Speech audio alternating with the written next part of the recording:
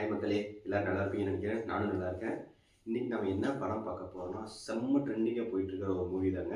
Movie name பார்த்தீங்கன்னா, நம்ம ரன்வீர் சிங் நடித்த துரந்தர் பற்றி. ஓகேங்களா? ஆல்ரெடி நிறைய பேர் இந்த படத்தை பார்த்துருப்பீங்க. இருந்தாலும் என் ஒப்பீனியன், என்னோடய வியூஸ் பற்றி நான் சொல்கிறேன். படம் வந்து உண்மையிலேயே பீக் ரைட்டிங்க. ஓகேவா? உண்மையை சொல்லணும்னா செம்ம படம். ஒரு 3.5 hours, நிறைய படம் வந்து 3.5 hours 3 hours மேலே எடுத்து நிறைய படம் வந்து தோல்வியில் தான் போய் முடிஞ்சிருக்கு. பட் இந்த படம் வந்துட்டு சூப்பர் டூப்பர் ஹிட் ஆச்சு. தேட்டர்லேயும் சரி, ஓடிடிலையும் இப்போ ஃபயர் விட்டுட்டு இருக்காங்க படத்துக்கு. அதுக்கு காரணம் வந்து டேரக்டர் தாங்க நான் சொல்லுவேன். ஏன்னா ஒரு ரிஸ்கான சப்ஜெக்ட் பாகிஸ்தான் இந்தியா அப்படிங்கிறத எடுத்து அந்த மூவியை ஒரு 3 hours எப்படி கொடுக்க முடியுமோ அவ்வளோ அழகாக ப்ரெசென்ட் பண்ணியிருக்காங்க. என்ன ஒன்று, வயலன்ஸ் ரொம்ப ரொம்ப ஜாஸ்தி இருக்கும். ஓகேங்களா? ஏன்னா சில பேர் வந்து பாகிஸ்தானில் போய் மாட்டினாலும் அங்கே என்ன பண்ணுவாங்க அதெல்லாம் காட்டியிருப்பாங்க, கொஞ்சம் கொடூரமாக காட்டியிருப்பாங்க. ஓகேங்களா? பட் இருந்தாலுமே இந்த படம் வந்து நம்ம 3 hours எப்படி பார்க்க முடியுமா சூப்பராக இருக்குது. இன்னொன்று பார்த்தீங்கன்னா, இந்த படத்தில் ரன்வீர் தான் ஹீரோ. ஓகேங்களா? பட் ரன்வீரையும் தாண்டி அக்ஷயா இருக்கட்டும், சஞ்சய் தட்டா இருக்கட்டும், அப்புறம் ஈவன் சாரா ஆச்சரியமே நல்லா நடிச்சிருந்தாங்க. ஏன்னா அவங்கள வச்சு தான் கடைசியில் வந்து ஒரு சில விஷயங்களே நடக்கும். ஓகேங்களா? அதனால் அவங்களுமே நல்லா நடிச்சிருந்தாங்க.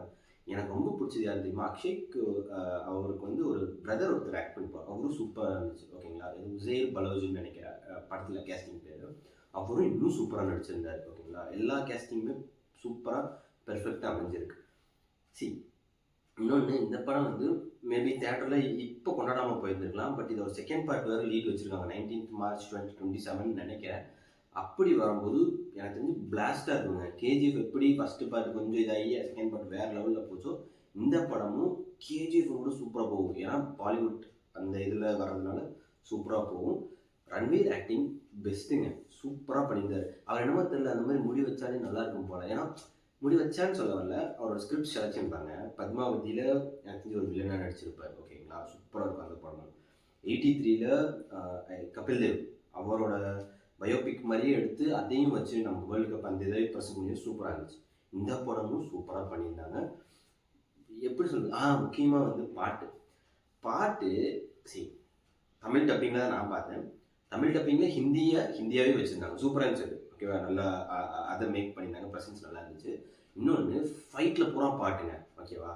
அதுவும் அந்த ஒரு பையனை காப்பாற்றுறதுக்கு ஓர் அம்பான்னு நினைக்கிறேன். ஓர் அம்பா சம் பாட்டு இருக்குது.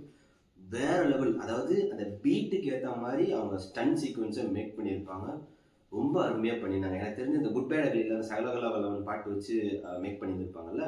நான் ஹிந்தியில் நிறைய படம் பார்க்க மாட்டேன். இப்போ இந்த படம் பார்த்ததுனால சொல்கிறேன், சூப்பராக மேக் பண்ணியிருந்தாங்க. அது போகவும் பாட்டும் நல்லா இருந்துச்சு. முக்கியமாக கிளைமேக்ஸ் நெருங்க ஒரு பீக் லெவல் சீன் வரும். அதாவது இந்த படம் மோஸ்ட்லி ஸ்பை த்ரில்லர் மாதிரி தான் எடுத்திருக்காங்க. ஓகேங்களா? இந்த மாதிரி நிறையா மூவிஸ் வந்திருக்கு தமிழ் நான் உங்களுக்கு எக்ஸாம்பிள் சொல்லுவேன். எனக்கு தெரிஞ்ச விஸ்வரூபமே இப்படி தான் இருந்திருக்கும்.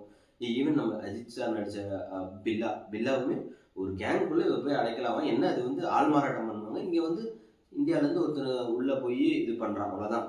எனக்கு தெரிஞ்சு. ஓகேங்களா? இதெல்லாம் வந்து ரெஃபரன்ஸ் மூவிஸ் தான் நான் சொல்கிறேன். அதே மாதிரி இருக்குன்னு நான் சொல்ல வரல, ஜஸ்ட் ரெஃபரன்ஸ்க்காக நான் சொல்கிறேன்.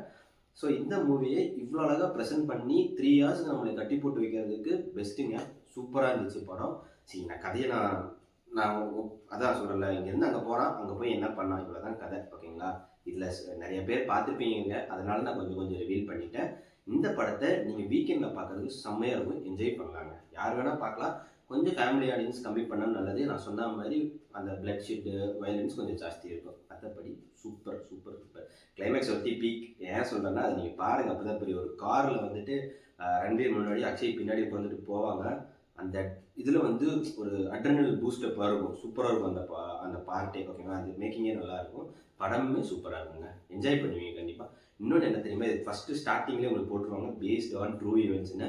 அதுக்கு தகுந்த மாதிரி நம்ம இந்தியாவில் நடந்த டெரரிஸ்ட் அட்டாக்ஸ் எல்லாம் காட்டும். இந்தியாவில் இல்லை, கொஞ்சம் உலகத்தில் நடந்த அத்தனை டெரரிஸ்ட் அட்டாக்ஸையும் காட்டுவாங்க. முக்கியமாக தாஜில் நடந்த இஷ்யூஸ் அதெல்லாம் நமக்கு காட்டுவாங்க. ஸோ அதை பேஸ் பண்ணி தான் எடுத்திருக்காங்க. நல்லா எடுத்திருக்காங்க உண்மையிலே. சரியா? நம்ம சேனலுக்கு நீங்கள் ஃபஸ்ட் டைம் பார்த்தீங்கன்னா மறக்காமல் லைக் பண்ணுங்கள், கமெண்ட் பண்ணுங்கள், டிங் டாங் பண்ணுங்கள். அது போக மறக்காமல் சப்ஸ்கிரைபும் பண்ணிடுங்க. இந்த மூவியை உங்கள் ஃப்ரெண்ட்ஸ், ஃபேமிலிஸ், நெய்பர்ஸ் எல்லாரும் சேர்ந்து வீக்கெண்டில் பார்த்து என்ஜாய் பண்ணுங்கள்.